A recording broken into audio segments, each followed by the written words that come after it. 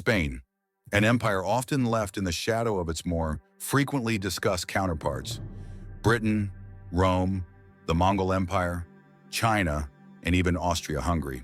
But Spain's global legacy is far greater than commonly acknowledged. It was the first true global empire, and the first in history over which, quite literally, the sun never set. That famous phrase, often associated with the British Empire, was in fact coined about Spain. And for good reason. Its language is still spoken today by over 500 million people across multiple continents, surpassing English in number of native speakers. To understand the rise, golden age, and decline of this immense power, we must go back, not to Madrid or Seville, but to ancient Rome. The Iberian Peninsula, the landmass we now know as Spain and Portugal, was home to a mix of tribal groups when the Roman Empire absorbed it. The name Hispania was adopted from Phoenician traders and stamped into Roman maps and identity for centuries to come.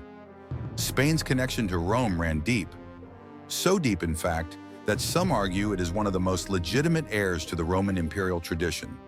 The double-headed eagle, a powerful symbol of Rome's legacy, lives on in Spain's heraldry.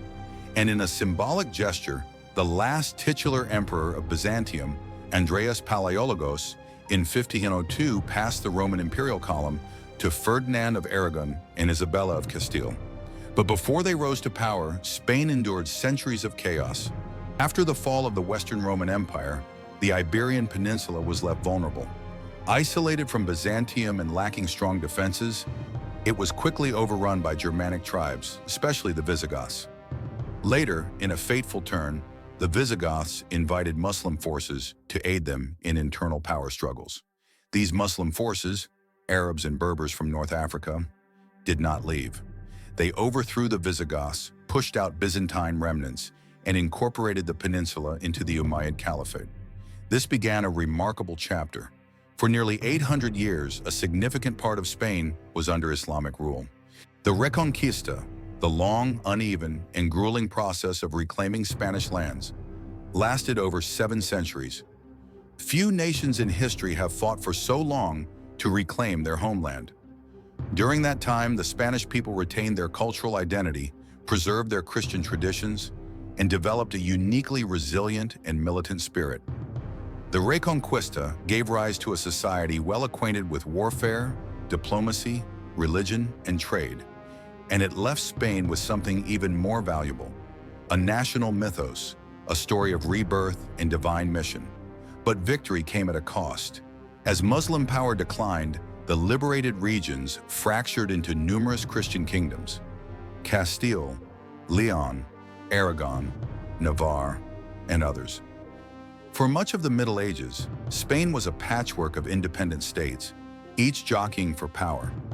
It wasn't until the late 15th century, after generations of strategic marriages and dynastic deals, that true unification began. The defining moment came in 1469 with the marriage of Ferdinand II of Aragon and Isabella I of Castile, the Catholic monarchs. Their reign culminated in 1492 with the fall of the Emirate of Granada, the last Muslim stronghold in Spain. That same year, 1492, Spain officially entered the Age of Empire. The nation, seasoned by centuries of war and united under one crown, turned its gaze outward. Armed to the teeth and bolstered by religious zeal, Spain launched its ships across the Atlantic, seeking new trade routes and to outmaneuver Islamic powers. They stumbled upon the Americas. At the same time, Spain's church, battle-hardened after 7 centuries of resisting Islam, rose to prominence as Europe's most authoritative Catholic institution. Politically, Spain's noble houses extended their influence through dynastic marriages with England, Italy, and beyond. Philip II married Mary Tudor of England. Other royal family members formed ties with the Medici of Florence, one of Europe's wealthiest dynasties.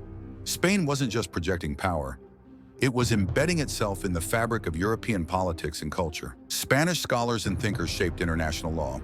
Francisco de Vitoria laid the foundations of legal norms between nations. His students contributed to early banking systems and political theory. Spanish literature flourished. Miguel de Cervantes wrote Don Quixote, arguably the first modern novel. Spanish music evolved with pioneers like Francisco de Salinas, who revolutionized musical theory and the design of organs. And yet Spain's greatest and perhaps most misunderstood impact came from its role in the Columbian exchange. It was Spain that introduced to Europe some of today's most essential crops: potatoes, tomatoes, corn, cacao, beans, and tobacco.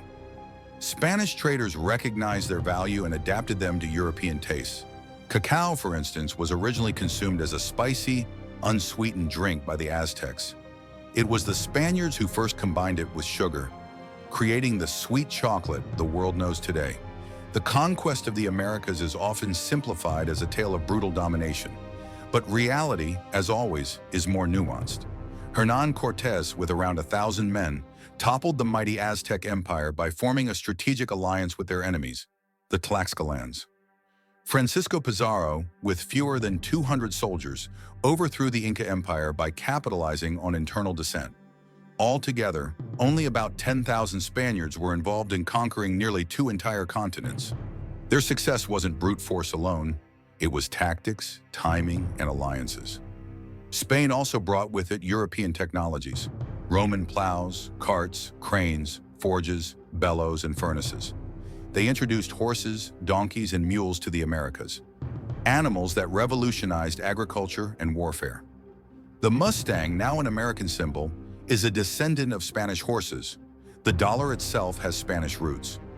Early American colonists used the Spanish peso, minted in Mexico from silver, as their primary currency. Its weight, design, and exchange rate became the basis for the US dollar.